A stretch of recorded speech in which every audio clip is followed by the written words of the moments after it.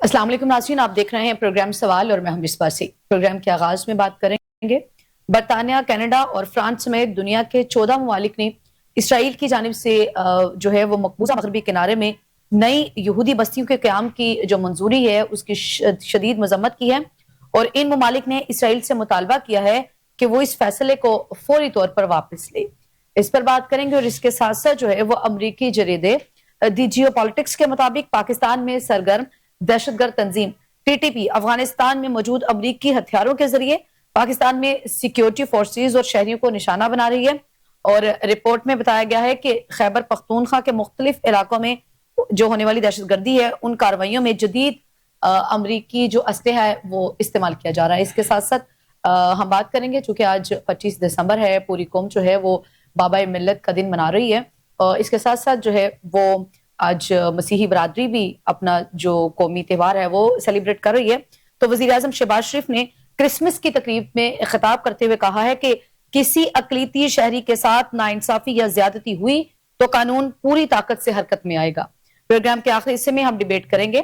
متحدہ عرب امارات کے صدر محمد بن زید ال نہیان نے جمعہ کو جو ہے وہ پاکستان آئیں گے، اور معزز مہمان کے استقبال کے لیے جو تیاریاں ہیں وہ بھی جاری ہیں۔ متحدہ عرب امارات کے صدر کی حیثیت سے ان کا یہ پاکستان کا پہلا دورہ ہوگا، اور یہ جو صدر امارات ہیں ان کے ہمراہ ان کے وزراء اور اعلیٰ حکام بھی شریک ہوں گے۔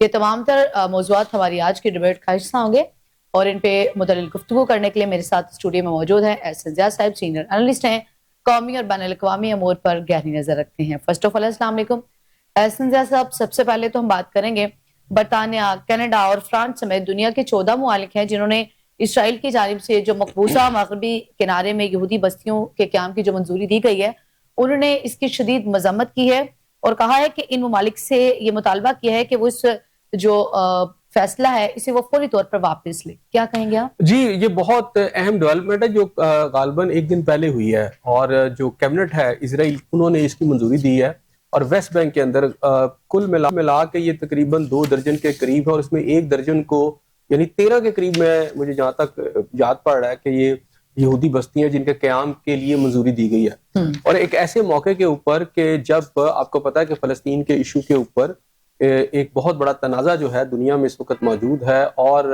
ٹرمپ کا امن منصوبہ بھی ہے۔ اب ان یہودی بستیوں کی جو لیگل پوزیشن یہ ہے کہ اقوام متحدہ سیکیورٹی کونسل سب نے ان کو انلیگل قرار دیا ہوا ہے۔ صحیح۔ اب اگر کیبنٹ ان کی منظوری دے رہی ہے تو ڈیفینیٹلی پھر وہ ٹرمپ پلان جو ہے جو جس کے تحت وہ کہتے ہیں جی ہم امن قائم کریں گے، اور پاکستان سمیت مسلم ممالک سے وہ یہ کہہ رہے ہیں، یا ان کا مطالبہ ہے یا ان کی ڈیمانڈ ہے یا ان کی ریکویسٹ آپ سمجھ لیں کہ وہ کہتے ہیں کہ افواج جو ہیں ان مسلم ممالک کی وہاں آ کر ایک غزہ امن پلان کی بات کر رہے ہیں۔ تو پھر امن پلان کیسا رہ گیا کہ اگر تو ایک تو اسرائیل جو ہے وہاں پہ بمبارمنٹ کر رہا ہے، ظلم و ستم کر رہا ہے، دوسری بات یہ ہے کہ فلسطین کی ریاست کا جو قیام ہے وہ کہا گیا تھا، انشور کیا گیا تھا کہ جناب یہ کیا جائے گا اور پھر یہ ہے کہ امن لایا جائے گا۔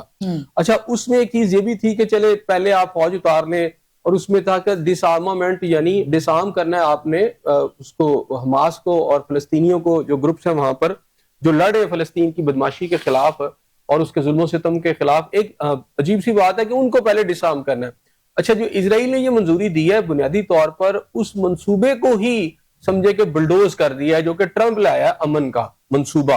اگر یہودی بستیاں آباد ہو جاتی ہیں تو ایک تو انٹرنیشنل جتنے لاز ہیں ان کے خلاف ہے، دوسرا ان کے جو بیانات آئے ہیں، میں نے اسرائیل نیوز پیپر جو ہیں اس کے اندر ان کے بیانات چھپے ہیں، ان کے کابینہ کے جو وزیر اور مشیر ہیں ان کا یہ کہنا ہے کہ ہم نے یہ جو منظوری اس وقت اور ان خاص موقع پہ جو دی ہے اس کی بنیادی وجہ ہے کہ ہم یہ چاہتے ہیں، اور انہوں نے برملا اس کا بات کا اظہار کیا ہے کہ ہم یہ چاہتے ہیں کہ فلسطین کی جو ریاست کا قیام ہے وہ ہم اسے ناکام بنا دیں، یعنی ہم اس کو ناکام کرنے کے لیے اس کی منظوری دے رہے ہیں کہ فلسطین کی کوئی ریاست نہیں بن سکتی، کیونکہ ویسٹ بینک جو ہے وہ فلسطین کی اگر ریاست بنتی ہے، یہ کہا گیا نا کہ یہ ایک ریاست ہوگی اتھارٹی کے تحت، تو اس کے اندر ویسٹ بینک کے یہ سارے حصے تو اس ریاست کے حصے ہیں، تو اگر وہاں پر نئی بستیاں قائم ہو رہی ہیں تو اس کا مطلب ہے کہ اس منصوبے کا جو اہم انٹیگرل پارٹ ہے فلسطین کی ریاست جو کہ ابھی تک نہیں بنی، نہ اس کا کوئی نظر آ رہا ہے کہیں پہ بھی، ایسے لگ رہا ہے کہ یہ جو پھر یہ سارا پلان رہ جاتا ہے۔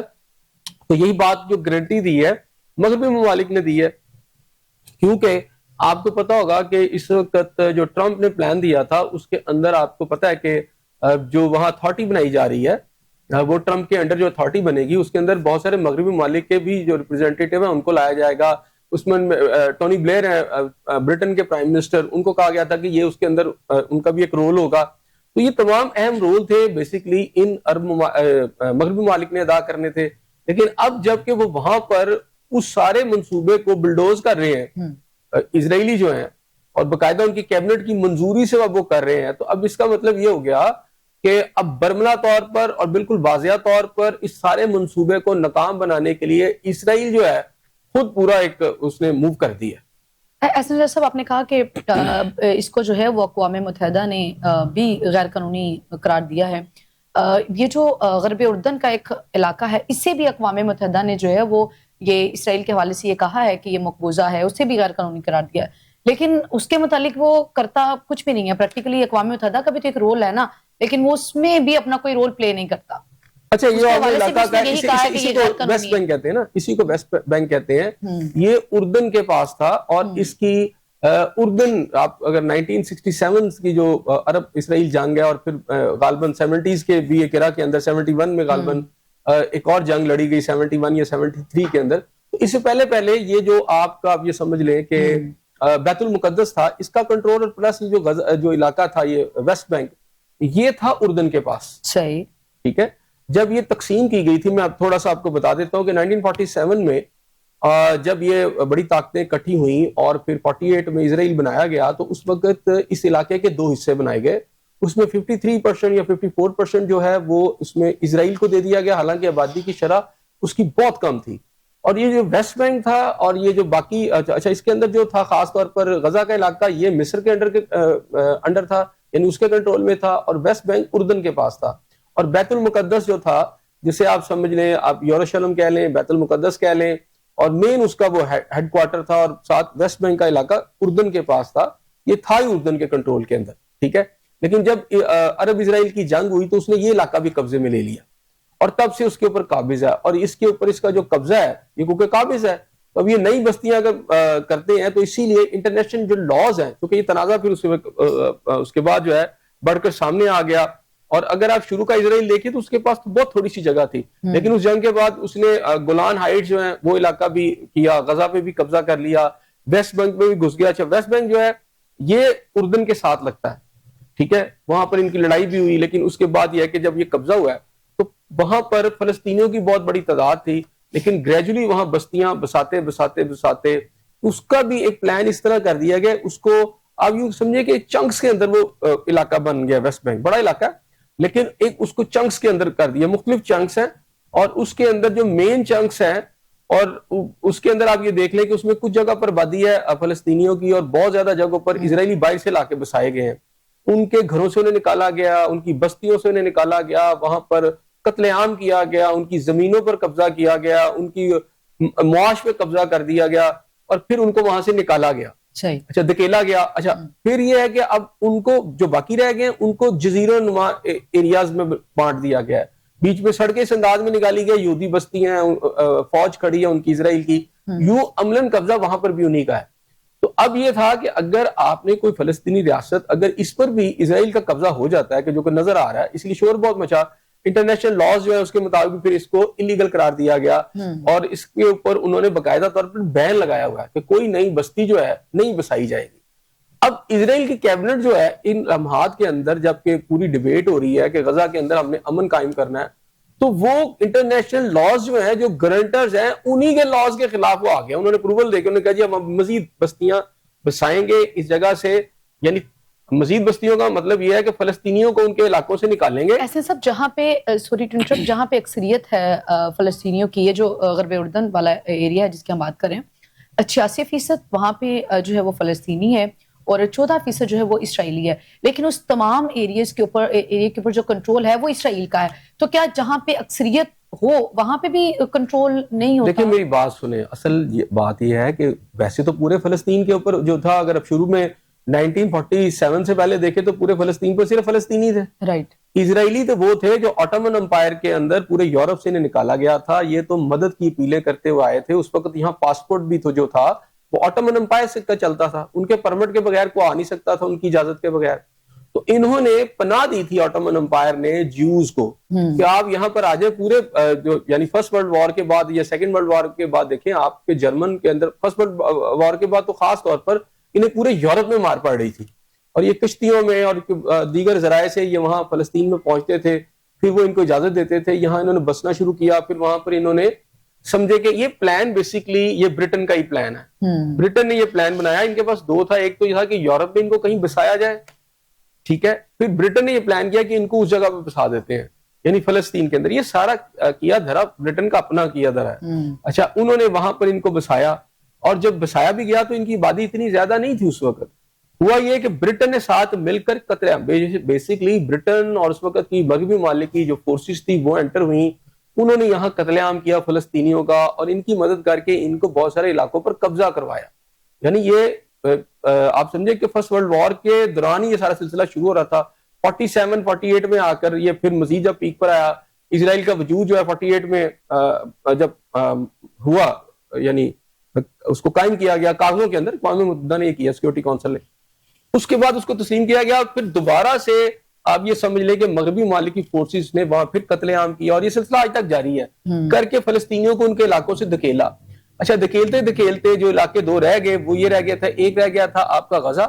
غزہ تھوڑا سا رہ گیا تھا, بیسیکلی مصر کے انڈر تھا, انہوں نے اس کو بھی لے لیا, اور جو ویسٹ بینک تھا یہ اردن کے تھا, اس کو بھی چھین لیا. آج جو کلیم کیا جا رہا ہے نا کہ یعنی جو آپ ریشو بتا رہی ہے, یہ ریشو نہیں رہی وہاں پر. یہی تو مسئلہ ہے کہ وہاں پر بہت بڑا ایریا, واسٹ ایریا کیا کرتے تھے, یہ آتے تھے ان کی فوج اور آ کے بادی ہیں, لوگ اپنے گھروں میں رہ کر جی خالی کر دو, وہ نہیں کرتے تھے, وہاں ٹینک چڑھا دیتے تھے, وہاں قتل عام کرتے تھے. گاؤں کے گاؤں انہوں نے قتل عام کر کے وہاں سے خالی کروائے. ابھی ویسٹ بینک انہوں نے بہت بڑا علاقہ خالی کروا لیا ہوا ہے, اور ابھی مزید چونکہ اب یہ کنسنٹریشن تو وہاں پر ہے, لیکن تھوڑا سا یہ کم کر دے, غزہ میں ان کا فوکس زیادہ تھا, لیکن اب یہ ویسٹ بینک کی طرف بھی ساتھ ساتھ شروع ہو گئے. اب اگر ان کا آفیشلی ان کی کیبنٹ اپروو کر کے یہ بات کرتی ہے, تو اس کا مطلب یہ ہے کہ ان کی کیبنٹ جو ہے کسی امن معاہدے کو ماننے کو تیار نہیں ہے. یہ پاکستان کے لیے بھی میسج ہے, یہ سعودی عرب کے لیے بھی میسج ہے, یہ سب کے لیے میسج ہے جو یہ مرے جا رہے اس بات کے لیے کہ ان کی فوج وہاں پر جائیں, اور ٹرمپ جو ہمیں پیٹنگ کر رہا ہے سب کو, مسلمان ممالکوں کے جناب اپنی وہاں پر فوجیں بھیجیں. امن کیسا امن, یعنی جو دوسری پارٹی ہے اس کا تو کوئی ہاتھ ہی نہیں نا روک رہا, اور جو ظلم و ستم ایک پارٹی پر ہو رہا ہے, اس کے اوپر جہاز بمبارمنٹ کر رہے ہیں, ان کے جو سمجھے شیطان صفت ہے جو نتن یاہو, اس کی فوج جا کے قتل عام بچوں عورتوں کا کر رہے ہیں. اچھا, ان کے حق میں اگر کوئی لڑ رہا ہے تو اس کو جی ڈس آرم کر دو. چھوٹی موٹی جو کوئی لڑائی کر رہے ہیں اس کو کہتے ہیں جی ڈس آرم کر دو.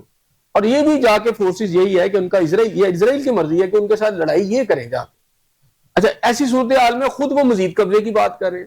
اب سوال یہاں ایک بہت بڑا اہم نقطہ ہے, انہوں نے منظوری دے دی, وہ 13, 14 یا 20 جتنی بھی ہیں نئی آبادیاں, ان کے قیام کی انہوں نے منظوری دے دی. اب جب آپ کی فورسز وہاں پہنچیں گی تو وہ وہاں پر وہ قبضہ کر رہے ہوں گے, تو کیا آپ ان کو روکیں گے؟ کیا آپ اسرائیل سے لڑیں گے؟ یہ جو فورسز جائیں گی امن کے نام پر, وہ آ کے اسرائیل سے لڑیں گی؟ نہیں, اسرائیل سے نہیں لڑیں گی. بلکہ مجھے تو ایسے لگتا ہے کہ یہ سارا ایک پیرلل پلان ہے فلسطین کو ختم کرنے کا, غزہ کو ٹوٹلی ختم کرنے کا. کیونکہ ایک طرف وہ بستیاں قائم کر رہے ہوں گے, دوسری طرف انٹرنیشنل فورسز میں مسلم امہ کی جو فورسز وہاں جائیں گی, وہ بھی جا کے ان مظلوموں کے خلاف لڑیں گی, ان لوگوں کے خلاف لڑیں گی جو اسرائیل کے خلاف کھڑے ہوئے ہیں, ان کو ڈسارم کریں گی. ان کے خلاف امن کہاں سے قائم ہوگا؟ ظالم موقع دے گا, وہ تو آئے گا آپ کی پروٹیکشن میں, یعنی اسرائیل کی بستیاں قائم ہو رہی ہوں گی مسلم فوج کی موجودگی میں, یہ روکیں گی ان کو جو کہ ریئیکشن دے رہے ہیں, اور یہ جا کے قبضہ کرتے چلے جائیں گے. سو میں سمجھتا ہوں بڑا ایک پیچیدہ سا یہ ایک کمپلیکس سی سچویشن ہے.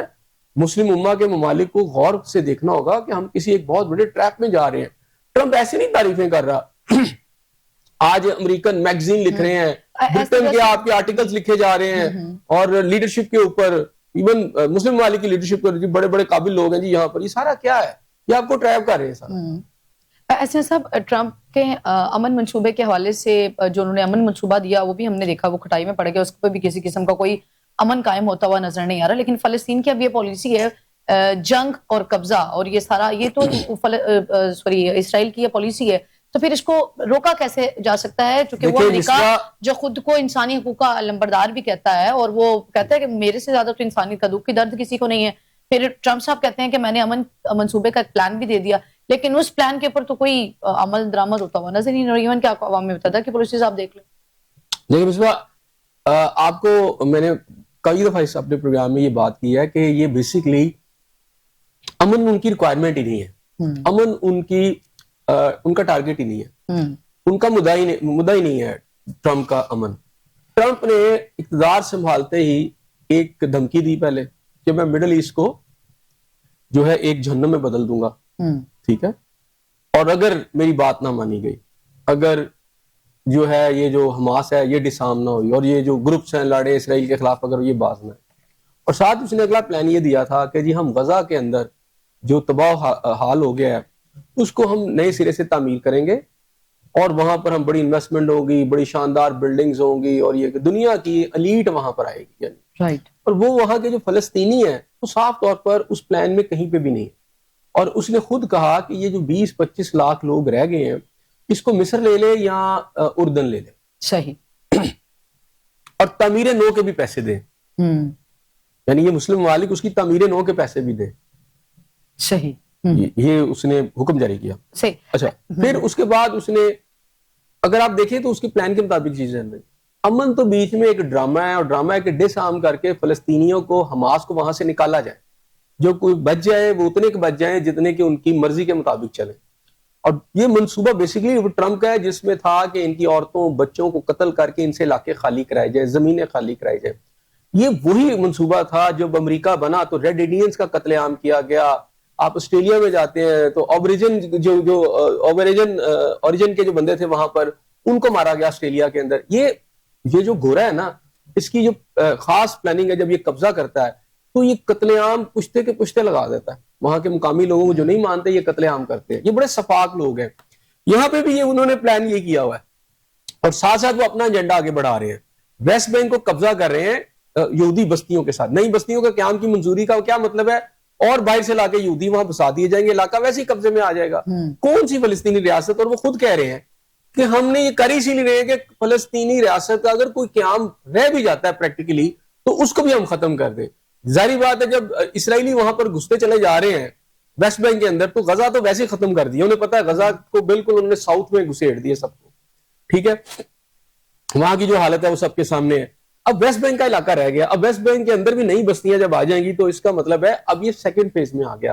غزہ برباد ہو گیا, ویسٹ بینک کے اندر اب جو ہے اسرائیلی آتے چلے جائیں گے, اور پھر ہماری جو فورسز جائیں گی وہ ان کی حفاظت کریں گی. صحیح. احسن صاحب, ایک جو معاملہ ہے وہ یہ فلسطینی ریاست کا ہے, ایک معاملہ وہ تارکین وطن کا بھی ہے. وہ کہتے ہیں کہ پی ایل او کا یہ دعویٰ ہے کہ دنیا میں 1 کروڑ سے زیادہ جو ہے وہ فلسطینی ہے, اور فلسطینی یہ دعویٰ کرتے ہیں کہ انہیں اسرائیل واپس آنے کا جو ہے وہ حق حاصل ہے. لیکن دوسری جانب ہم دیکھیں تو وہ یہ جو فلسطینی ہے اسرائیل یہ کہتا ہے کہ جی ایسے تو ان کی شناخت خطرے میں پڑ جائے گی. اب دونوں طرف سے سچویشن اگر اتنی کرٹیکل ہے, سوال پھر وہیں پہ آ کے ہے کہ پھر امن کیسی ہوگا؟ دیکھیں امن بالکل نہیں ہوگا. بڑا سخت سٹانس ہے ان کا بھی. میری بات سنیں, امن ایک خواب دکھایا گیا آپ کو, ایک جھوٹا خواب دکھا کر اس کے اندر ظلم و ستم کا ایک اور بازار گرم کیا جانا. یہ جو باقی رہ گئے نا, واپسی تو بڑی دور کی بات ہے. یہ جو رہ گئے ہیں نا ان کا سروائیول نہیں ہے اب اس وقت وہاں. میں نے کہا غزہ کے اندر آپ کے کوئی 20-25 لاکھ تو آپ کو پتا ہے لوگ رہ گئے ہیں, جس طرح کی ان کی حالت ہے, اور جیسے بچوں کو قتل کیا گیا, چھوٹے چھوٹے معصوم بچوں کو جس طرح ان کی جو لاشوں کی چیتھڑے اڑائے گئے. یہ پورا ایک انٹرنیشنل یعنی گورے کا پلان ہے, اور ساتھ یہودی کا پلان ہے. یہود و نصارہ کا اگر کہیں سب سے اچھا آپ دیکھ سکتے ہیں نا ایک دوسرے کے ساتھ تعاون, ان کا اتفاق ظلم و ستم کے اوپر, تو اسرائیل اس کی سب سے بڑی مثال ہے. اور اس میں آج اگر ہماری لیڈرشپ جو ہے مسلمانوں کی لیڈرشپ کو پیٹنگ کی جا رہی ہے, بڑا ویلکم کیا جا رہا ہے, اس لیے کہ وہ خاموش رہے اس سارے عمل کے اندر جو وہاں پہ وہ کر رہے ہیں. یعنی پورا فلسطین ختم کر کے وہاں پر ٹوٹل ایک ایسی ریاست جو اسرائیل کی ریاست ہو اندر سے خالی کر کے. باری سب کی آنی ہے. پہلے وہ انٹرنلی, میں نے آپ کو بہت شروع میں کہا تھا جب یہ غزہ وار شروع ہوئی تھی کہ یہ پہلے انٹرنلی اپنے اندر سے جو بھی فلسطینی یا غیر مسلم جو ان کے حساب سے رہ گئے ہیں, یعنی غیر یہودی جو لوگ ہیں, ان کو نکالا جائے, اور اس پہ قبضہ کرنے کے بعد پھر وہ باہر کی طرف بڑھیں گے. لیکن خیر وہ باہر کی طرف بھی ساتھ ساتھ بڑھے ہیں. شام میں بھی وہ اٹیکس کر رہے ہیں, اور شام کے اندر بھی ان کی مرضی کی اب وہ وہاں پر اپنے اپنے سٹوجز انہوں نے انسٹال کیے. شام کی اس وقت کی گورنمنٹ جو ہے ان کے اپنے سٹوجز ہیں سارے, ان کے اپنے بنائے ہوئے لوگ ہیں جو وہاں پر انہوں نے قبضہ دے دیا. شام بھی, عراق بھی اگر آپ دیکھیں تو وہ تقریباً ہے.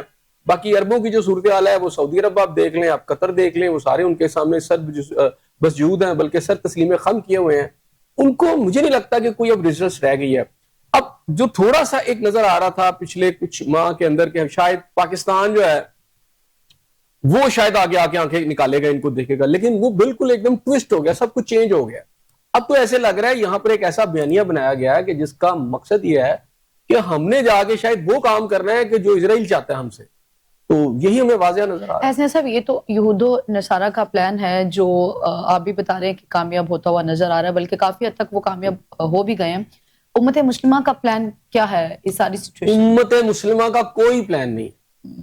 امت مسلمہ کا پلان جو ہے مار کھانے کا ہے.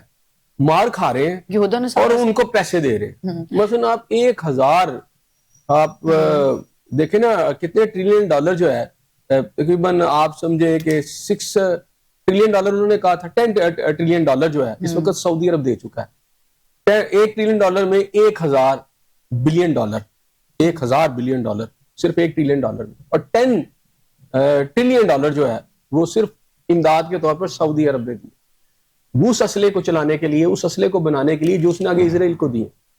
اور ایک ایسا اسلحہ جس کو چلانے کے اوپر مبارکباد دی ٹرمپ نے اور کہا کہ اسرائیل جو ہے نیتن نے بڑا اچھا اسلحہ چلایا. کن پہ اس نے چلایا؟ مسلمانوں کی مردوں کے اوپر، مسلمانوں کی عورتوں کے اوپر، مسلمانوں کے بوڑھوں کے اوپر، مسلمانوں کے بچوں کے اوپر، مسلمانوں کی جو حاملہ خواتین تھے ان پہ اسلحہ چلایا گیا. بالکل دنیا کا بدترین ظلم اور شیطانی کھیل جو ہے غزہ میں جو کھیلا گیا، یہ وہی اسلحہ تھا جو امریکہ نے چلایا اور اس کا پیسہ سعودی عرب نے دیا. آپ یہ امید کرتے ہیں کہ اس طرح کی لیڈرشپ جو ہے آپ کو غزہ آزاد کر کے دے دے گی، یا آپ کو فلسطین آزاد کر کے دے دے گی، یا وہاں پر کوئی امن قائم ہوگا؟ قطر نے بھی پیسے دیے، یو اے نے بھی پیسے ان کو دیے. ٹھیک ہے، تو یہ تو پیسہ خود دے کے وہ قتل عام کروا رہے ہیں. اور جو سب سے بڑی آئل کی جو لائن آ رہی ہے، جو آئل جس کے اوپر آپ سمجھے اسرائیل کے ٹینک چل رہے ہیں، اسرائیل کی ساری فوج اور جہاز چل کے بمبارمنٹ کرتی ہے، وہ وایا ٹرکی آتی ہے. سب سے بڑی وہ سینٹرل ایشیا سے آتی ہے اور وہاں سے وایا ٹرکی ہو کے اس کو آج تک اس آئل پائپ لائن کو بند کرنے کی ٹرکی کو بھی ضرورت نہیں ہوئی. ویسے سارے دیکھ لیں کہ ایسی ایسی بڑی بڑی باتیں کرتے ہیں. سو ہمارے اندر نفاق اور منافقت کی ہم کسی ایک انتہا پر پہنچے ہوئے ہیں. اور میرا خیال ہے کہ مجھے تو بڑا لگتا ہے کہ وہ اسے میں اب کہنا چاہوں گا دجالی سا ایک دور ہے اور وہ سسٹم بن گیا تھا. صاحب ہم نے دیکھا کہ بھارت سے جنگ کے بعد جو ہے وہ پاکستان، پوری دنیا کی نظریں پاکستان پر ہیں، اور پاکستان سے اس معاملے میں، فلسطین کے معاملے میں پاکستان سے امیدیں وابستہ کی ہیں لوگوں نے. تو پھر وہ امیدیں صرف امیدیں ابھی یہاں پر بہت سارے آپ کو مذہبی رہنما بھی ملیں گے، وہ بہت سارے دعوے کر رہے ہیں اور آپ کو پرانی آیات بھی سنائی جا رہی ہیں، بہت ساری باتیں ہو رہی ہیں. لیکن میں آپ کو حقیقت بتاؤں کہ وہاں پر جو اسرائیل کر رہا ہے اس کے بعد میرا یہ اوپن سیکرٹ ہے، یہ کیا اندھوں کو بھی نظر آ رہا ہے کہ وہاں پر وہ کیا رہا ہے. مطلب کون سا امن؟ فلسطین کی ریاست تو بھی بنی نہیں. جو ٹرمپ نے وعدہ کیا تھا کہ 2 ریاستیں ہوں گی، فلسطین کی ریاست کا کوئی ذکر ہی نہیں ہے. اسرائیل تو وہاں پھر کر رہا ہے، ظلم و ستم بھی کر رہا ہے. اچھا اسرائیل کا ہاتھ روکنے والا کوئی نہیں ہے. فورسز جا رہی ہیں امن کے لیے، کیا اسرائیل سے لڑیں گے؟ اسرائیل کی طرف تو یہ گھوم کے دیکھ بھی نہیں سکیں گے. ایسے ہی یہ تو دیکھیں گے حماس کو اور دیکھیں گے فلسطین کے اوپر. یہ اپنا جبر ادھر لے جا کے لگائیں گے اور پیسہ بھی یہ خود دیں گے. تو مجھے لگتا ہے کہ جو کچھ ہو رہا ہے اللہ تعالیٰ واضح سی بات ہے نا کہ آپ جس کے بینر تلے جائیں گے تو پھر آپ اس کے مخالف تو نہیں لڑیں گے نا. فورسز اگر اسرائیل کے بینر تلے جاتی ہیں تو پھر وہ ان کے خلاف تھوڑی نہ لڑیں گے. ڈیفینیٹلی ٹرمپ کے ساتھ کون کھڑا ہے؟ مطلب ٹرمپ کی بیٹی نے جب اسرائیل کے اندر گئے تھے ٹرمپ صاحب، وہاں پر جب یہ امن کی بڑی باتیں ہو رہی تھیں اور کہا تھا یہ منصوبہ آ گیا ہے، تو وہاں اسرائیلی کیبنٹ کے اندر ٹرمپ نے خود کہا کہ میری بیٹی جیو ہو چکی ہے اور مجھے اس بات پہ فخر ہے. یعنی امریکن پریزیڈنٹ جو ہے کرسچینٹی کا پیغمبر ہوتا ہے، یعنی ایک ریپرزینٹیٹو ہوتا ہے مین، اس کا ایک ملک ہے امریکہ، وہ خود کہہ رہا ہے میری بیٹی تو جیو ہو چکی ہے اور مجھے اس پہ خوشی اور فخر ہے. سب وہاں تالیاں بجا رہے ہیں. اور پھر وہاں پر آ کے خود ابھی پچھلے دنوں پھر ٹرمپ کو بھی انہوں نے کہا جی امریکہ کا اصل میں یہ یہودی پریزیڈنٹ ہے. تو اگر آپ کو ابھی بھی کوئی وہام ہے، یہاں تو ہم دیکھیں نا انڈیا کے خلاف ذرا سی ہوتی ہے تو ہم بی جے پی کا شور ڈال دیتے ہیں، ہندو توا کی باتیں کرتے ہیں کہ جناب دیکھو جی ان کی یہ پالیسی یہ ہے، وہ بنیاد پرستی کر رہے ہیں. اچھا یہاں ہمیں ساری بنیاد پرستی بھی نظر آتی ہے، ہمیں وہاں مذہب کی سارا کھیل بھی نظر آتا ہے. اچھا وہاں جو کھیلا جا رہا ہے نہ ہمیں مذہب کا، ہم اسے بڑے خوبصورت الفاظ کہتے ہیں، اسے لبرٹی کہتے ہیں، اسے کہتے ہیں جناب پیس کی باتیں کرتے ہیں، جی امن ہو جائے گا دنیا کے اندر، حالانکہ سفاکیت کی انتہا ہو رہی ہے. ایسے ہی ہے، سفاکیت کی جو ہے وہ انتہا ہے. آگے بڑھیں گے. امریکی جریدے دی جیو پالیٹکس کے مطابق پاکستان میں سرگرم دہشت گرد تنظیم ٹی ٹی پی جو ہے وہ افغانستان میں موجود امریکی ہتھیاروں کے ذریعے پاکستان میں سیکیورٹی فورسز اور شہریوں کو نشانہ بنا رہی ہے. دیکھیں یہ وہی باتیں ہیں، میرا خیال ہے ہم نے اپنے پروگرام میں کئی ماہ پہلے کی ہیں، ایسے ہی ہے. آج وہ یہ چیزیں بتا رہے ہیں. میں تو آپ کو اس وقت بھی کہا تھا کہ باقاعدہ طور پر پچھلے دنوں یہ رپورٹ آئی، ایک پارلیمنٹ کے اندر پیش کی گئی جو کمیٹی کو، ہمارے اپنے ایک افسر نے کہا جی میں کیا کروں، پولیس افسر نے، بعد میں اس کو بڑی کھچائی اس کی بھی ہوئی اور موجودہ پولیس قیادت اس سے ناراض بھی رہی, اس کو وہاں سے ہٹا بھی دیا گیا, اور آج کل وہ بیچارے ویٹنگ فار پوسٹنگ اس لائن میں لگے ہوئے ہیں. تو انہوں نے بھی اس بات کو ایڈمٹ کیا, ایک کمیٹی جو تھی پارلیمنٹ کی بنی کہ جناب امریکی اسلحہ جو ہے وہ کچے کے علاقے میں ڈاکوؤں تک پہنچ رہا ہے. تو وہ جو اسلحہ تھا جو چھوڑ گیا امریکہ وہاں پر, وہ پاکستان تو آ رہا ہے, وہ ٹیررسٹ کے ہاتھ بھی لگ رہا ہے. کچے کے اگر ڈاکوؤں کے ہاتھ لگ گیا ہے تو پھر ٹیررسٹ تو میرا خیال ہے کوئی اتنی خاص بات نہیں ہے, ان کے ہاتھ تو لگے گئی. اب وہاں پہ آپریشن ہوا اور اب ہو بھی رہا ہے, اور وہ اسلحہ جو ہے پکڑا بھی جا رہا ہے. تو جب وہ نہیں بھی تھا, یعنی یہ سارا سلسلہ نہیں بھی تھا, تو مجھے آپ یہ بتائیں نا کہ پہلے ٹیررسٹ کون سا اسلحہ استعمال کر رہے تھے؟ جب امریکہ اور نیٹو فورسز ادھر تھیں, پاکستان وار آن ٹیرر میں ان کے ساتھ تھا, تو یہ ڈبل گیم تو اس وقت بھی ڈبل کراس پاکستان کے ساتھ کر رہے تھے. یعنی ایک طرف یہ پاکستان سے مدد لیتے تھے, حقانی گروپ اور یہ جتنے بھی تھے اس وقت کے, ان کو وہ بیڈ طالبان کہتے تھے. ہمارے یہاں اس وقت یہ موقف تھا کہ گڈ طالبان ہے, کیونکہ وہ پاکستان پر ایک پتھر بھی انہوں نے نہیں مارا, اور اس کے بعد بھی نہیں اس وقت انہوں نے مارا ہوا.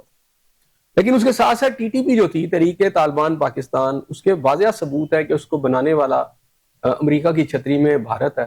اور جو 9/11 کے بعد واقعات ہوئے, اس وقت پاکستان کے اندر جتنے بھی دہشت گردی کے واقعات ہوئے, اس میں مہران بیس آپ کہہ لیں, آپ کراچی کی پورٹس کہہ لیں, آپ اس کے علاوہ جی ایچ کے کہہ لیں, یا کہیں پہ بھی اٹیکس ہوئے, یہاں پر لاہور کے اندر مناوا کے اندر کوئی اٹیکس ہوئے, تو وہ ٹی ٹی پی کر رہی تھی. اور ٹی ٹی پی کی جو بیک ہے وہ انڈیا کر رہا ہے, اور انڈیا جو ہے اس کے ساتھ ساتھ اس کی چھتری جو تھی اس وقت امریکہ کی تھی. تو ٹریننگ پلس ویپنز اس وقت بھی افغانستان سے ہی آ رہے تھے. لیکن جب اسلحہ وہ چھوڑ کے وہاں سے چلا گیا, اور یہ بڑی پلاننگ کے ساتھ ہوا, اسلحے کے چھوڑے جانے کا بھی مطلب یہ تھا, اب وہ طالبان کے ہاتھ میں آ گیا اور ہر مارکیٹ میں ملا, اور وہ پھر وہ بیچا بھی گیا. طالبان نے اس اسلحے کو بیچا بھی بہت زیادہ ہے. صحیح, ٹھیک ہے, اور وہاں بہت زیادہ وار لارڈز ہیں جو اس اسلحے کو لے کر بیچتے ہیں, اور اس میں بہت ساری آپ دیکھیں نا بہت ساری قسمیں ہیں, گنز کی بہت ساری قسمیں ہیں اس میں, اور جو دیگر ویپن ہیں وہ سارا کا سارا جو اس وقت کابل کی مارکیٹ ہے یا اور دیگر ان کے صوبوں کی مارکیٹ سے وہاں ملتا ہے. اب تو کہا جاتا ہے کہ اس میں جب رپورٹ مانگی گئی امریکہ نے, تو انہوں نے کہا جی کہ وہ تو اسلحہ کہیں بس چلا گیا, اب تو کچھ نہیں بچا باقی. طالبان نے امریکہ کو یہ کہا کہ جی جب انہوں نے مانگا یا مانگنے کی کوشش کی, تو انہوں نے کہا جی وہ تو کہیں چلا گیا, مس پلیس ہو گیا. تو یہ بنیادی طور پر وہ جہاں وار لارڈ جو وہاں پر ہیں یا جس وقت گورنمنٹ ہے, انہوں نے اس کو رج کے بیچا. اب وہ اسلحہ لے کے دہشت گردوں کے ہاتھ میں بھی لگا, وہ کراس کر کے پاکستان میں بھی آ کر اس کو یوز کر رہے ہیں اور کچے تک پہنچ رہے ہیں. آج وہی رپورٹ جو ہے امریکہ خود دے رہے ہیں. آپ سمجھتے ہیں کہ وہ جو گڈ طالبان بیڈ طالبان کی ایک ٹرم تھی, وہ اصطلاح غلط تھی؟ Taliban means Taliban, what do you mean by good Taliban and bad Taliban? اس وقت بھی آپ کو یہ چیز ریئلائز ہو جانی چاہیے تھی طالبان, پھر اس میں دیکھیں اس میں ہمارے جو آپ نے ان کی ویسی کیٹیگریز کر دی. پھر دیکھیں ہمارا یہ بڑا مسئلہ ہے, ہمارے یہاں پر جو مقتدر حلقے رہے ہیں انہوں نے ماضی کے اندر قومی مفادات کا نام کہہ لیں یا کسی مفاد کے تحت بہت سارے ایسے فیصلے کیے ہیں جو ایک وقت میں کہا گیا کہ یہ فیصلہ ملک کے حق میں. فار ایگزامپل مہاجرین کے بارے میں یہ کہا گیا, جب روس کی جنگ ہوئی تو جناب امریکہ نے بھی بڑا اس کو پیٹنگ کی اور کہا گیا جی مجاہدین تو بڑے اچھے لوگ ہیں, بڑے عظیم لوگ ہیں, اور یہ بہت بڑی ایک جارحیت کے خلاف لڑ رہے ہیں. اچھا, اور ان کو وائٹ ہاؤس میں بلایا جاتا تھا اور وہاں جا کے انہیں بڑے شائیے دیے جاتے تھے, اور وہ اسی طرح اپنی پگڑیوں کے ساتھ اور اسی طرح وہ اپنے انہی لباس کے ساتھ وائٹ ہاؤس میں بیٹھتے تھے پریزیڈنٹ کے ساتھ. پریزیڈنٹ کہتا تھا واہ واہ کیا عظیم لوگ ہیں. لیکن جب روس چلا گیا تو وہ ہمیں بھی چھوڑ کے چلے گئے, امریکہ کا ٹرسٹ ختم ہو گیا, ہم اس مسئلے میں پھنس گئے. پھر جب مشرف صاحب آئے تو پھر انہوں نے کہا کہ یار یہ ان کو جو ہے نا, یہ مجاہدین ہے, اس وقت یہ ٹیررسٹ بن گئے. پھر آگے جب مزید چلا تو اس میں کچھ بیڈ بن گئے, کچھ گڈ کاپ بن گئے, یعنی بیڈ طالبان اور گڈ طالبان بن گئے. یہ بھی ہمارے یہاں پر ٹرمز یوز ہوئی. اچھا اس کے بعد اب یہ ہے کہ جی نہیں جی گڈ بھی نہیں تو بیڈ بھی نہیں تو سارے بیڈ, بلکہ ورسٹ, اب سارے ایک ہو گئے. اچھا ایسا صاحب اس وقت کے جو سٹنگ پرائم منسٹر تھے ان کی جانب سے یہ بھی کہا گیا کہ چونکہ کوئی آپشن موجود نہیں تھا اس میں کہ ان سے کوئی مذاکرات کر لیے جائیں, اس کے علاوہ ہمارے دیکھیں اس وقت تو یہ تھا نا, اس وقت تو یہ تھا جب مشرف دور رہا ہے, اس میں حقانی گروپ جو تھا وہ لڑ رہا تھا امریکہ کے خلاف. وہ پاکستان کے خلاف کوئی انہوں نے جہاد لانچ نہیں کیا تھا اس وقت, نہ پاکستان کے اندر وہ کچھ کر رہے تھے. لیکن جو پاکستان کے اندر کاروائیاں کر رہے تھے وہ ٹی ٹی پی کر رہی تھی. اچھا, وہ واضح طور پر اس کو سی آئی اے, را اور موساد جو ہے اب تو بہت واضح طور پر آ گیا نا کہ اس میں اسرائیل بھی شامل تھا. اب تو ہمارے یہاں بہت ساری رپورٹ سامنے آ چکی ہیں کہ بلوچستان کے اندر جو بدامنی چاہتا ہے وہ اسرائیل چاہتا ہے, اور ہماری بھی تیاری اسرائیل کے خلاف رہی ہے. تو اس کے اندر اب میں کہتا ہوں نیکسس تھا, اور آج بھی وہ نیکسس ہے وہ تینوں کا. ٹھیک ہے, وہ یہ تھا کہ یہ ہم یہ سارا کچھ کریں. اچھا وہ پریشر تھا یہاں پر عمران خان کی گورنمنٹ کے اندر بھی, وہ کہتے تھے جی اسرائیل کو تسلیم کرنے کی باتیں کی گئی تھی. سو ایک بہت آپ سمجھے گریٹ گیم کھیلی گئی ہے اور آج بھی چل رہی ہے وہ گیم. اور اس گیم کے اندر اب جو نقطہ نظر ہماری یہاں مختلف حلقوں کا وہ یہ ہے کہ جی نہ تو بیڈ ہے نہ گڈ ہے, یہ ساری ورسٹ ہے. اور اس کی وجہ یہ ہے کہ وہاں پر جو افغان گورنمنٹ بیٹھی ہوئی ہے اس میں تو ساری بات ہے سارے گروپس موجود ہیں, لیکن اس کے باوجود وہاں سے ٹی ٹی پی پاکستان کے اندر یا ٹی ٹی پی اور دیگر جو گروپس ہیں وہاں سپلنٹر گروپس ہیں وہ پاکستان کے اندر اٹیکس کر رہے ہیں, کارروائیاں کر رہے ہیں. اور جو ہے اس وقت بھارت وہ ان کو فنڈنگ بھی کر رہا ہے, ٹریننگ بھی کر رہا ہے. تو اس وقت تو ہمیں پوری ایک سٹیٹ جو کہہ لیں یا ایک پورے ملک سے خطرہ پڑ گیا نا, کیونکہ وہ ہم پہ اٹیک کر رہا ہے. اور اس لیے اب ہم نہ تو گڈ کی ہم تو ان کی گورنمنٹ کو کہتے ہیں یار باز کرو ان کو, وہ باز ہی نہیں آتے, وہ پھر بھی کر رہے ہیں. تو اس کا کیا مطلب ہوا پھر ہمارے لیے تو نہ تو گڈ ہے نہ کوئی بیڈ ہے, ہمارے لیے تو سارے ورسٹ ہیں, ہمارے لیے تو ورسٹ چل رہا ہے کام, ہم نے تو ان کے ساتھ ڈیل کرنا ہے. تو مجھے لگتا ہے کہ ہم نے جو بار بار اپنی پالیسیز بدلی یہاں ہماری بھی حکومتی سطح پر مختلف ادوار میں, اب اس کی بہت ساری لاجکس ہیں, بہت سارے اس میں جسٹیفیکیشن ہے کہ جی اس وقت یہ ٹھیک تھی اس وقت یہ غلط ہے. بہرحال یہ آؤٹ کم جو ہے نا انہی چیزوں کا جو پاکستان میں آج ہم فیس کر رہے ہیں. ایسا صاحب افغانستان اور پاکستان دونوں ممالک کے درمیان جو تعاون ہے یا اعتماد سازی ہے اس کے عمل کو کیسے پھر آگے بڑھایا جائے؟ کوئی اعتماد سازی نہیں ہے. ابھی میرا خیال ہے خواجہ صاحب جو ہیں ہمارے وزیر دفاع بڑے واضح طور پر کہہ چکے ہیں کہ جناب اب کوئی سیز فائر نہیں ہے, سیز فائر ختم ہو چکا. اب تو وہ ادھر اٹیکس کیونکہ وہ اٹیکس کرنے سے تو باز نہیں آ رہے, اور پاکستان بھی اپنے طریقے سے وہاں چیزوں کو ڈیل کر رہا ہے. یہ میں آج آپ کو بتا دیتا ہوں, ایسا نہیں کہ وہ یہاں پر آ کر کر رہے ہیں اور ہم کچھ نہیں کر رہے, ہم بھی ان کو سبق سکھا رہے ہیں. احسن صاحب آپ نے کہا کہ ہم بھی جو ہے وہ ان کو سبق سکھا رہے ہیں. طاقت کے استعمال کر کے ہم نے دیکھ لیا اور اس کے نتائج بھی ہم نے دیکھ لیے کہ جب طاقت کا استعمال دونوں طرف سے ہوتا ہے تو وہ اس سے مسائل پہلے سے زیادہ گمبھیر ہوتے ہیں.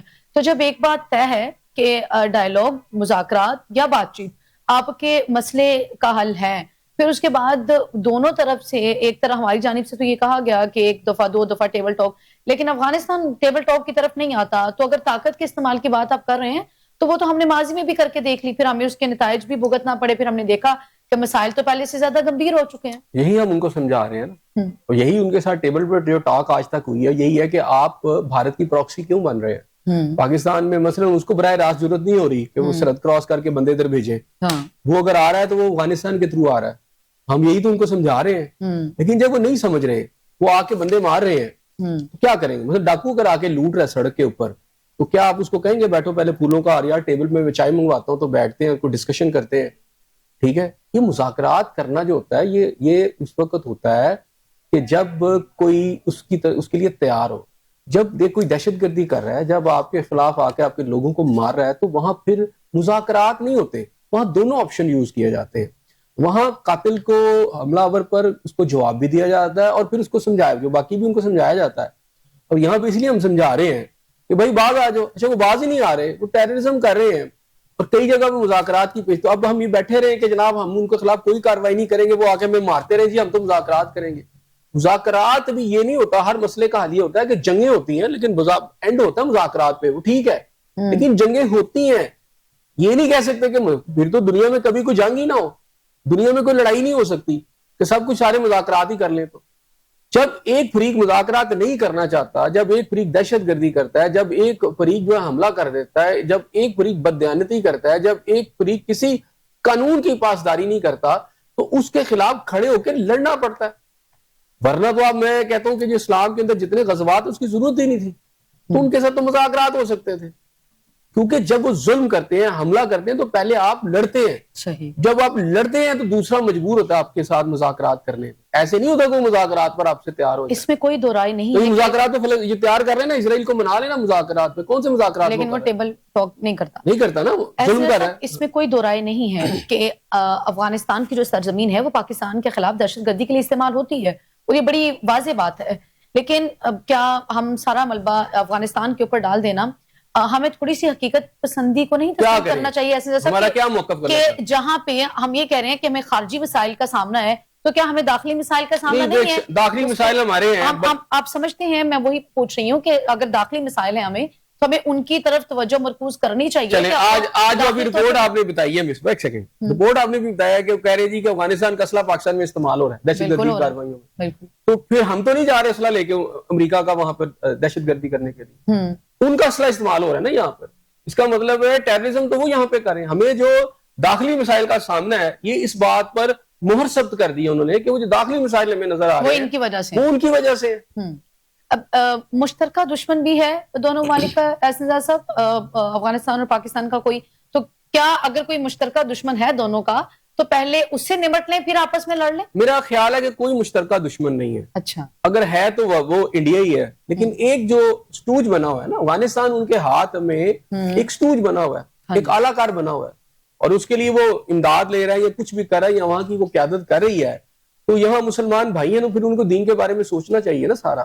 لیکن بات سنیں, بہت سارے ایسے واقعات میں مسلمانوں کے اندر دونوں طرف کلمہ گو تھے, لیکن بات کلمہ گو ہونے کی, حق اور باطل کی بات ہوتی ہے یا صحیح یا غلط کی بات ہوتی ہے. اب یہاں پر ایک ملک پاکستان کے اوپر حملہ آور ہے اور باز ہی نہیں آ رہا. بیسیکلی یہ انڈیا ہے پیچھے, ہندو ہے نا. تو افغانستان والے اگر دیکھا جائے تو یہ ان کی تاریخ جو ہے افغانستان کی, ویسے تو یہ کہتے ہیں جی انڈیا فتح کرنے میں ان کا بڑا کردار تھا, اور یہ جب بھی حملہ آور وہاں سے ادھر سے آئے تو یہاں کے لوگوں نے تو ساتھ ہی دیا نا مذہب کے نام پر. تو اب مجھے یہ بتائیں کہ یہ ان کے ساتھ مل کے اپنے مسلمان بھائیوں کو مار رہے ہیں, تو ان سے کیسے مذاکرات کریں؟ پہلے جو قاتل آیا ہے, جو ڈاکو ہے یا کوئی چور ہے, اسے پہلے پکڑیں گے نا, پہلے آپ اس کو سزا دیں گے. جب اس طرح کو کوئی ایکٹ کرتا ہے تو آپ اس کو سزا دیتے ہیں, کیونکہ جنگ بھی اس لیے ضروری ہوتی ہے کسی وقت جب آپ طاقت رکھتے ہیں اور آپ پر کوئی ظلم کرتا ہے تو پھر آپ اس کو جواب دیتے ہیں. آج مجھے یہ بتائیں نا, تھوڑا فلسطینیوں کے پاس اگر طاقت ہوتی, یا عربوں کے پاس, اردن کے پاس طاقت اور ہمت ہوتی, یا اسی طرح شام کے پاس طاقت اور ہمت ہوتی, تو اسرائیل کو ضرورت ہونی تھی سب کچھ کرنے کی. یہ جو ظلم و ستم ہوتا ہے یہ اسی وقت ہوتا ہے جب آپ کمزور ہوتے ہیں, آپ جواب نہیں دے سکتے. جب آپ جواب دے دیتے ہیں حملہ آور کو تو اس کو سمجھ آ جاتی ہے, وہ پھر آگے ٹیبل پہ بیٹھتا ہے آپ سے کہ نہیں 65 کی جنگ میں جب انڈیا نے حملہ کیا تھا تو مذاکرات ہوئے تاشکند کے اندر, لیکن پاکستان نے ایک دفعہ ان کی ٹھکائی کی نا, اس کو جواب دیا. آج انڈیا نے حملہ کیا تو بعد میں مذاکرات ہوئے, صلح جوئی بھی ہو گئی, چلے جی صلح ہو گئی, لیکن اگر پاکستان جواب ہی نہ دیتا, پاکستان اندر جا کے سب کچھ نہ کرتا, یا آج پاکستان کی دنیا میں اگر عزت ہے یہ سب کچھ نہ کرتا, تو کیا ہونے سے مذاکرہ. ایسے سب آگے بڑھیں گے. آج چونکہ 25 دسمبر ہے اور پوری قوم جو ہے وہ بابا قوم کا دن بڑے ملی جوش و جذبے سے منا رہی ہے, اور دوسری طرف جو ہے وہ کرسمس کا تہوار بھی ہے, مسیحی برادری جو ہے وہ اپنا تہوار منا رہی ہے. آج وزیر اعظم شہباز شریف نے کرسمس کی تقریب میں خطاب کرتے ہوئے کہا ہے کہ کسی اقلیتی شہری کے ساتھ ناانصافی یا زیادتی ہوئی تو قانون پوری طاقت سے حرکت میں آئے گا.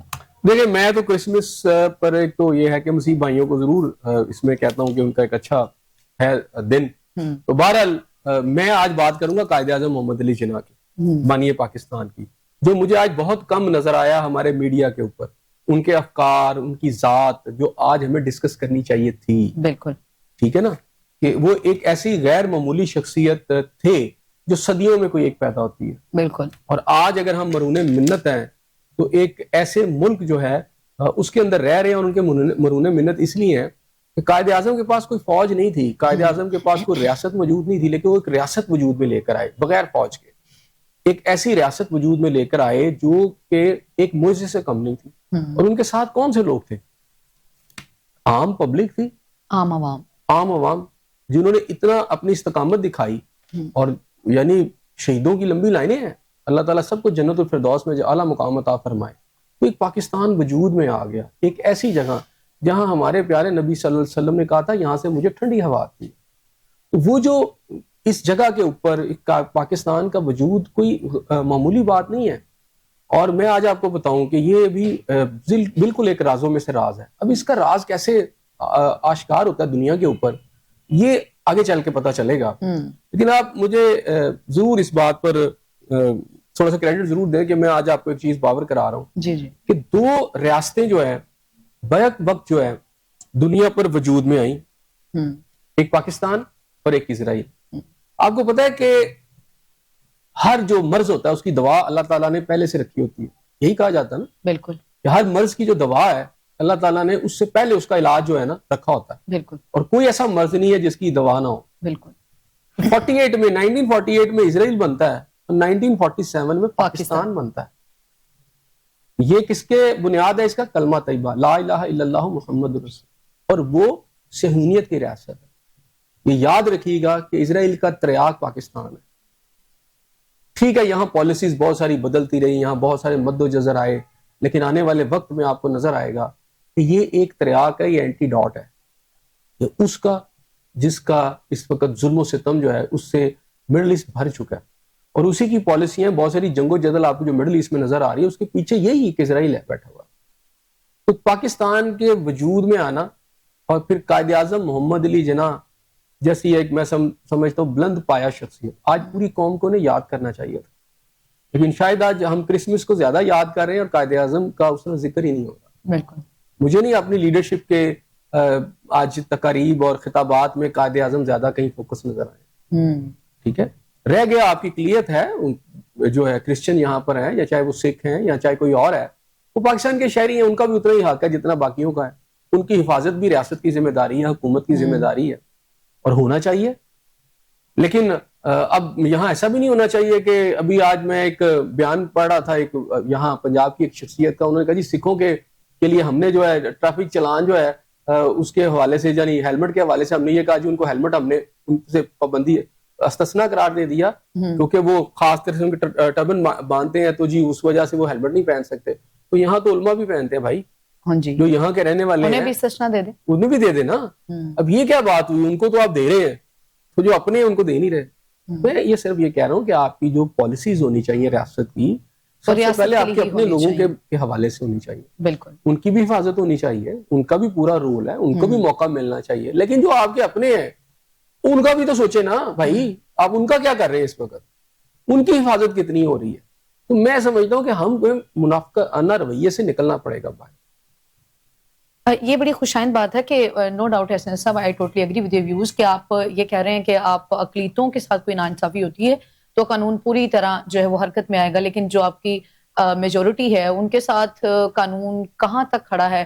بہت سے ایسے رپورٹس جو ہیں یا واقعات ہم دیکھتے ہیں کہ عام آدمی جو ہے وہ انصاف کے لیے پھرتا ہے لیکن انصاف دور دور تک کہیں بھی نظر نہیں آتا. آگے بڑھیں گے. متحدہ عرب امارات کے صدر محمد بن زائد جو ہیں حسن صاحب وہ جمعے کو پاکستان آ رہے ہیں اور معزز مہمان کے استقبال کے لیے جو تیاریاں ہیں وہ بھی جاری ہیں. متحدہ عرب امارات کے صدر کی حیثیت سے ان کا یہ پاکستان کا پہلا دورہ ہے اور ان کا وہ جو ہے وہ اعلیٰ ان کے جو حکام ہیں وہ بھی ان کے ساتھ ہوں گے، اس وقت میں شامل ہوں گے. اس دورے کی اہمیت کو کے حوالے سے کیا کہیں گے آپ؟ میں جانتا ہوں کہ ان کے آنے سے پہلے ہی پاکستان کے کچھ کیٹیگریز ہیں دبئی کے، ان کے ویزے بند کر دیے گئے. اچھا، میرا خیال ہے گورنمنٹ آف پاکستان کو پہلے تو ان سے یہ ڈسکس کرنا چاہیے، ٹیک اپ کرنا چاہیے جب وہ آئیں. اچھی بات ہے، ہمارے برادر ملک کے وہ سربراہ ہیں، ان سے پہلے پوچھا جائے کہ پاکستانیوں کو ہم تو آپ کی حفاظت کے لیے اتنا کچھ کہتے ہیں تو آپ پاکستانیوں پر کیوں پابندیاں اس طرح کی لگاتے ہیں. ٹھیک ہے، اور پاکستان تو آپ کا دفاع کر رہا ہے. میرا خیال ہے عام عوامی سطح کے اوپر بھی دیکھیں سعودی عرب کے ساتھ اور قطر کے ساتھ اور اس کے علاوہ یو اے کے ساتھ جو آپ کے تعلقات ہیں بڑے برادرانہ، وہ ہمیں اوپر کے لیول پر آپ کی ایلیٹ کے ساتھ تو نظر آتے ہیں لیکن پاکستان کی عوام کے ساتھ اس طرح نظر نہیں آتے. ہاں یہ میں آپ کو بتا دوں. یہ ایک تو پہلے ہے کہ ان تعلقات کو بہتر. دوسری بات یہ ہے کہ اتنا کچھ ہونے کے باوجود ہمیں کم از کم اس دفعہ جو آئے تو ہمیں یہ پتا چلے قوم کو کہ جناب اس دفعہ صرف ایم او یو سائن نہیں ہوئے بلکہ وہ پاکستان میں آ کے انویسٹمنٹ کر رہے ہیں. پاکستان میں ان حالات کے اندر 25% ہمیں پتا چل گیا ہے کہ ہماری انویسٹمنٹ جو ہے وہ کم ہوگی، فارن انویسٹمنٹ. تو اگر ہم ڈیفنس پیکٹ میں چلے گئے سعودی عرب کے ساتھ اور سعودی عرب کا بالکل ڈیفینیٹلی قطر اور جو یو اے ان کے ساتھ ہے، ان کا جو امبریلا ہے وہ سعودی عرب کی ان دونوں کے اوپر ہے، تو بھائی ہمیں یہاں سے کیا آ رہا ہے؟ پاکستان کی اس وقت اکانومی جو ہے وہ دگرگوں ہے. پاکستان کے جتنے بھی انڈیکیشنز آ رہی ہیں، جتنے بھی اعداد و شمار آ رہے ہیں، وہ یہ مسئلہ سمجھ آ رہا ہے کہ یہ سارا جو ہمارا یہ مسئلہ اکانومی کا ہے. رہ گئے وہاں پہ جو حکمران ہیں دبئی کے، تو وہ تو پاکستان کے بہت سارے یہ کیا کہتے ہیں ساؤتھ پنجاب میں آ کر شکار شکور کرتے ہی رہتے ہیں اور یہ کوئی ایسا دورہ نہیں ہے. ٹھیک ہے پہلا ان کا دورہ ہے، لیکن مسئلہ ہے کہ اس دورے سے ہمیں کیا حاصل ہوگا، یعنی ایز اے قوم اور ریاست پاکستان کو کیا حاصل ہوگا. بالکل ایسے نہیں کہ اوپر کے کچھ لوگ کیا حاصل کریں گے. سوال ہے کہ قوم کو یہ بتایا جائے کہ یہ جو دورے ہو رہے ہیں یا ہمارے لوگ باہر جا رہے ہیں اس سے پاکستان کو کیا حاصل ہو رہا ہے. ٹھیک ہے، یہ بڑی امپورٹنٹ. اگر کچھ آ رہا ہے، ہم نے دیکھا کہ سعودی عرب کے حوالے سے بھی ہمیں یہ بتایا گیا کہ اتنے ارب کی سرمایہ کاری کی بات ہمیں بتائی گئی، لیکن بات سوال پھر وہی ہے کہ اگر عام آدمی اس سے مستفید نہیں ہوتا تو پھر ان دوروں سے ایم او یو جو آپ سائن کرتے ہیں اس سے عام آدمی کہاں تک مستفید؟ دیکھیں سب سے پہلی بات یہ ہے کہ جو قرضے ملک پر چڑھے ہیں یہ قرضے بھی عام آدمی نے نہیں لیے. یہ آپ کی جو حکمران اشرافیہ ہے ڈیکیڈز کے اندر میں بات کروں گا, یہ اس میں نہیں کہ موجودہ لوگ, آپ پچھلی گورنمنٹ سے اٹھا لیں, کنزیکٹو گورنمنٹ سب نے لی ہیں, اچھا وہ نیچے نہیں آئے, وہ اوپر کی کلاس آپ کی کھا جاتی ہے, لیکن پے آپ کو کرنے پڑتے ہیں, مجھے کرتے ہیں ڈائریکٹ ٹیکسز کی صورت میں, اور جو باقی ہم پہ لگتا ہے, اور جو ظلم و ستم کا ایک بازار گرم ہوتا ہے جس پر آج آپ کا کیا کہتے ہیں کہ آپ کا تاجر بھی چیخ رہا ہے, آپ کا عام آدمی بھی چیخ رہا ہے, آپ کا انویسٹر بھی چیخ رہا ہے, وہ کہتا ہے جی, اور ابھی جو رپورٹ IMF کی بھی آئی ہے, جو باقی انٹرنیشنل ادارے بتا رہے ہیں کہ اس کی وجہ وہ بتا رہے ہیں کہ انویسٹمنٹ کم ہونے کی وجہ یہ ہے کہ ٹیکسز کا ظالمانہ نظام یہ ہے کہ ہر پروڈکٹ کے اوپر آپ نے کچھ 60% تو آپ کھا جاتے ہیں لے کے ٹیکسز کی شکل میں, وہ بچے کیا تو بنائے کیا, وہ کیا کہتے ہیں گنجی کھائے کیا یا نچوڑے کیا, وہ اس طرح کی باتیں ساری ہوتی ہیں. تو اب اس لیے باقی ممالک کی جو آپ اکانومی وہ بہتر ہو رہی ہے, ہماری اکانومی نہیں, باقی ممالک کی جو ابھی ہمیں انویسٹمنٹ چاہیے, ہمیں تو یہ قوم کو بتایا جائے کہ جناب اس وقت UAE کتنی انویسٹمنٹ پاکستان میں کر رہا ہے. بالکل, ہمیں یہ بتایا جائے کہ بیسیکلی پریکٹیکلی جو ہے وہ UAE پاکستان کے لیے کیا کر رہا ہے. بہت شکریہ احسن ضیاء صاحب آپ کا. ناظرین, آپ کا پروگرام دیکھنے کا بے حد شکریہ. فی الوقت مجھے اور احسن ضیاء صاحب کو دے اجازت, کل پھر ملاقات ہوگی, سیم چینل سیم ٹائم. اللہ نگہبان.